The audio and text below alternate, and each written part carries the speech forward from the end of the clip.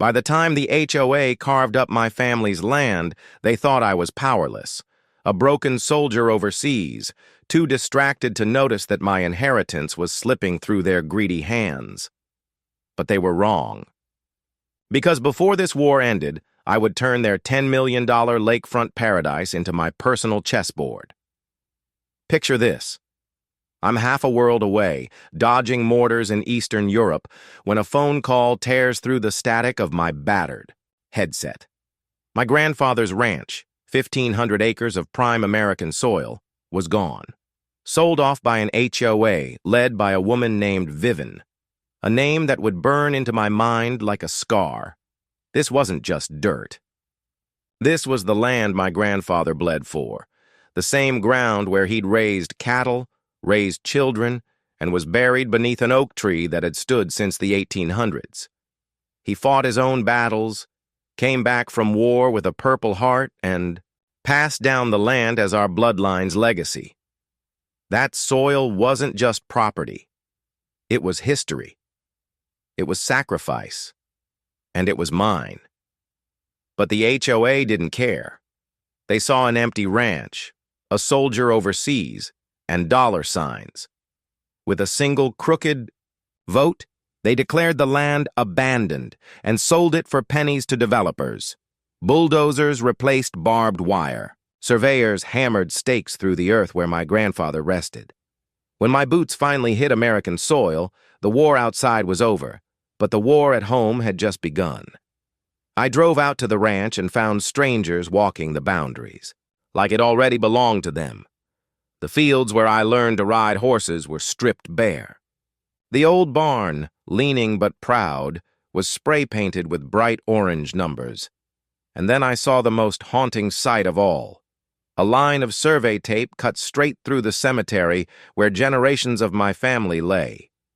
Neon markers flapped in the wind over my grandfather's grave. The same man who had taught me what honor meant. The same man who had told me, land can be stolen, but legacy can't. Vivian, the HOA president, had built her empire on my soil. A planned development, 50 homes, each one with a glossy brochure that promised lakefront luxury. She thought she had erased me with signatures and stamps, but what she didn't know was this. My grandfather was smarter than her greed. Buried inside a pile of dusty 1960s documents was a clause, one that had survived generations. A gift he'd left me without ever telling me. Mineral rights, ownership of everything beneath the soil, which meant that the HOA could sell the surface, but the ground beneath every single mansion still belonged to me. Vivian had stolen my ranch, but unknowingly, she had built a kingdom on top of my throne, and I wasn't about to let her keep it. The HOA thought the battlefield was theirs. They thought a veteran wouldn't stand it. By the time Vivian threw her champagne parties in the HOA's brand-new clubhouse, I was already knee-deep in courthouse basements, pulling records she never thought I'd find. She believed she'd buried me under paperwork. But buried inside that mountain of ink and dust was my weapon, a clause older than her entire neighborhood. Mineral rights. Grandpa had signed them into my name in 1963 when the county first registered the ranch. He didn't talk much about it. When I was a kid, just muttered about keeping the foundation strong. I never understood what he meant. Not until now.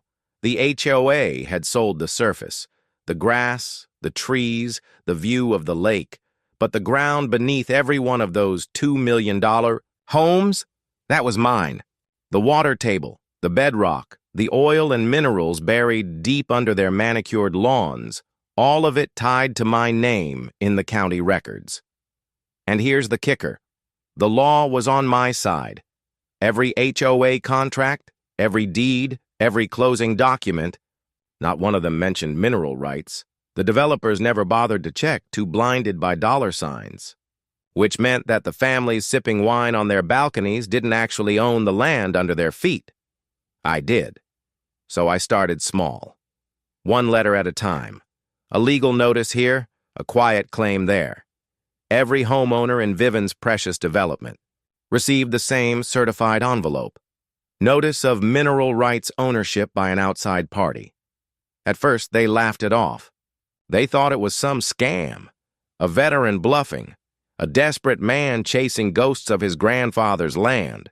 But then, the lawyers got involved, and suddenly, nobody was laughing. Because I wasn't bluffing, the HOA's residents woke up one morning to find liens filed against their properties. Title companies refused to insure future sales. Real estate agents backed away. Property values dipped. The lakefront mansions Vivian bragged about were no longer pristine investments. They were ticking time bombs, and word spread fast. Homeowners who once worshipped Vivian now whispered behind closed doors. Panic crept in like smoke under a locked door. But for me, this was only the first strike. I wasn't after quick payouts. I wasn't after hush money. I was after control. So, while Vivian scrambled to hold her empire together, I went back to the records again. This time, deeper. I traced every boundary line, every forgotten plat map, every crooked transfer the HOA had pushed through, and what I found nearly stopped my heart. The HOA hadn't just stolen my ranch. They had overstepped.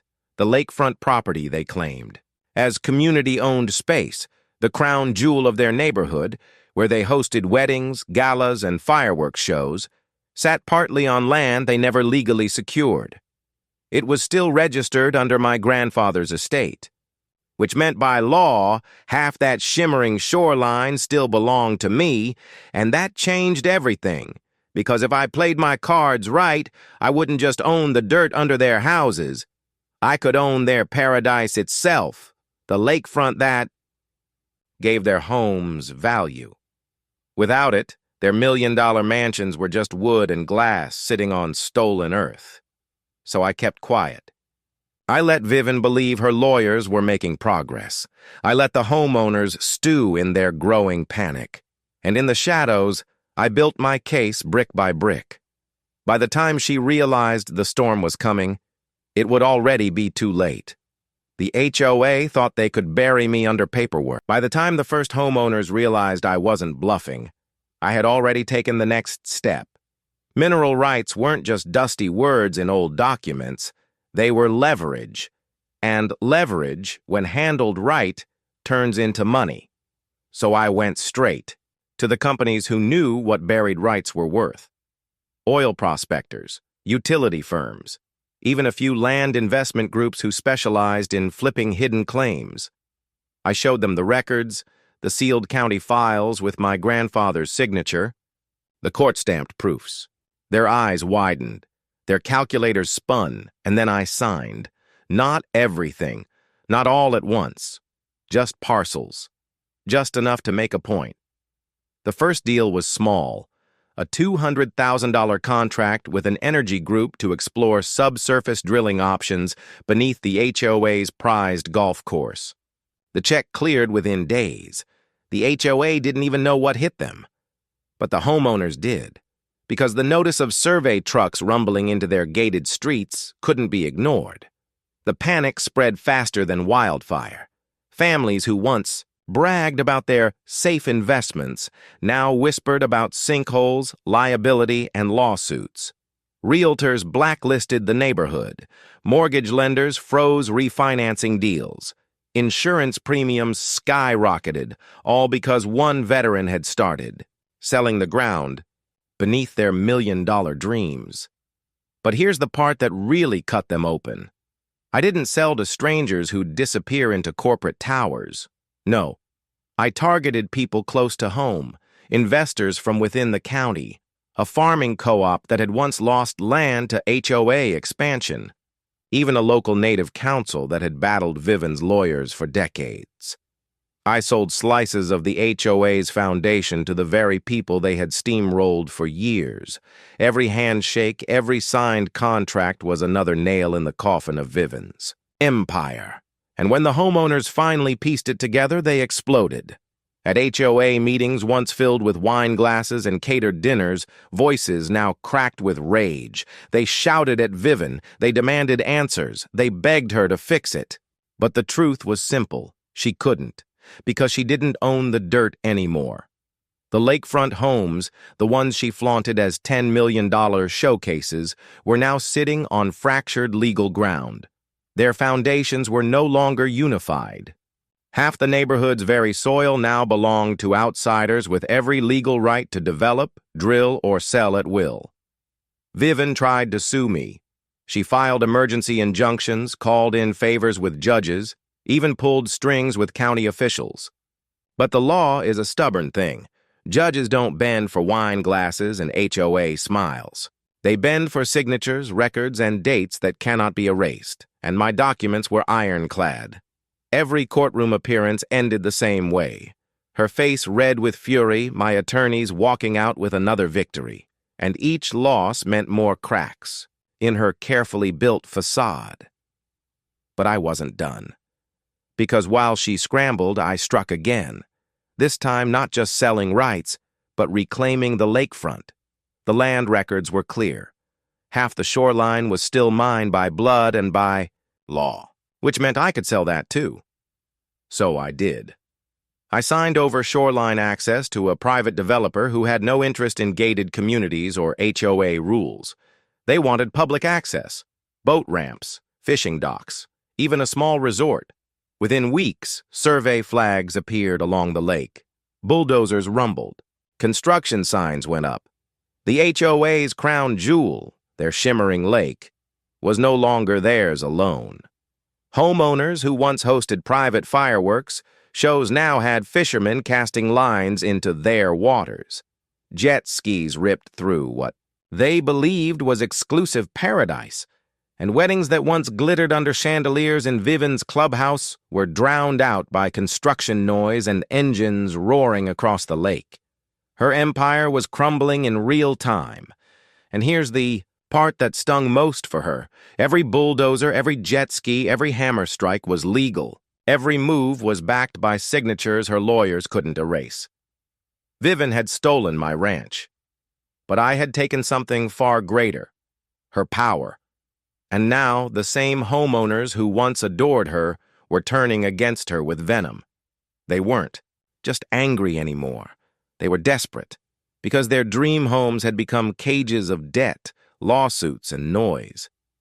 The HOA wasn't just bleeding money, it was bleeding loyalty. And when an HOA loses its people, it loses everything. But Vivian didn't give up. No. She made one last move, a desperate gamble. She tried to buy me out. She gathered investors, whispered promises of millions, and came crawling to the man she once mocked as broken. But she forgot one thing. You can't buy back respect once it's been buried in the ground you stole. And I had no interest in selling her salvation. Because my plan wasn't just about reclaiming what was mine, it was about watching her kingdom burn, legally, piece by piece, until nothing was left standing but the truth. And the truth was this. The HOA had built their empire on stolen soil, and I was the earthquake beneath their foundations. By the time the bulldozers tore up their lakefront paradise, the HOA wasn't just cracking, it was imploding. The very foundation of their empire was built on control, dues, fines, rules, and the fear of losing it all. But fear only works when people believe you're untouchable. And I had spent months proving that Vivian was anything but. It started with the lawsuits. Homeowners who had once sipped champagne at HOA galas were now huddled in courtrooms, clutching folders of legal notices. Every contract I signed sent shockwaves through their property values. Mortgages defaulted. Banks panicked. Real estate agents whispered the unthinkable. These homes are unsellable.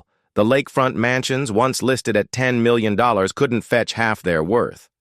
Some couldn't fetch anything at all, because no buyer wanted land where the ground itself could be sold out from under them. And with every family that panicked and tried to leave, another problem surfaced. Unpaid HOA dues. Without those dues, the HOA's lifeline snapped. The board that once flaunted marble clubhouses and catered meetings now sat in dimly lit conference rooms with empty budgets. They couldn't pay landscapers. Pools went green. Security gates stopped working. The pristine streets they had bragged about turned into overgrown, broken reminders of what they'd lost. But Vivian wasn't done clawing. She still thought she could fight me in court, still believed her lawyers could find some loophole. So, she threw money at everything, injunctions, appeals, threats, and that's when her empire turned against her, because the legal bills didn't just come out of her pocket. They came out of the HOAs. Every homeowner was forced to pay special assessments, surprise fees that drained their bank accounts. Families who had already lost value in their homes were now writing checks to fund lawsuits they didn't believe in. The anger boiled over. HOA meetings became battlegrounds. Neighbors screamed at each other across folding tables. Lifelong friends accused each other of betrayal. They demanded answers from Vivian, demanded refunds, demanded someone to blame. And when the blame finally landed where it belonged, on her, it was like watching a queen dethroned in front of her own court. She was no longer the untouchable ruler. She was a liability. Homeowners filed their own suits, not against me, but against her. Fraud, negligence, abuse of power. Every whisper of corruption she had buried for years was dragged into the light. And the more the truth came out, the more the HOA fractured. But here's the cruel irony. While they clawed at each other, I didn't even need to lift a finger. The destruction had become self-sustaining. Bankruptcy notices flooded in. Families walked away from their million-dollar mortgages, leaving mansions abandoned, shutters rattling in the wind.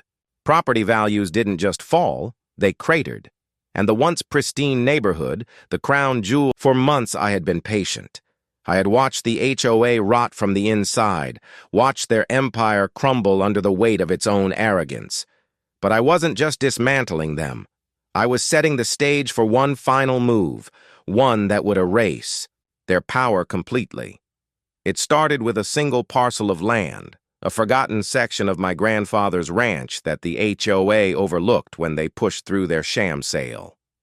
On the surface, it looked worthless, just a sliver of land hugging the lakefront, marshy, undeveloped, tucked away behind a row of those glittering mansions. To Vivian, it was invisible. To me, it was a weapon, because that little slice of dirt wasn't just near the lake. It controlled access to it.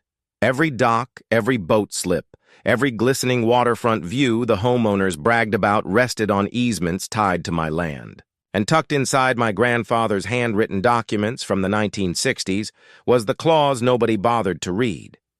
If the parcel was ever sold to an outside entity, the HOA lost all legal rights to use the water. No boating, no fishing, no private.